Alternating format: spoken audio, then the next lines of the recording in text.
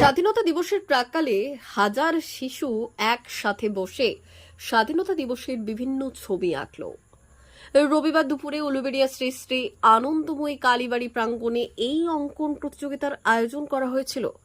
উলুবেড়িয়া নোনা অ্যাথলেটিক ক্লাবের উদ্যোগে আয়োজিত এই প্রতিযোগিতায় উলুবেড়িয়া শহরের বিভিন্ন জায়গা থেকে আসা প্রতিযোগীরা অংশ নেয়।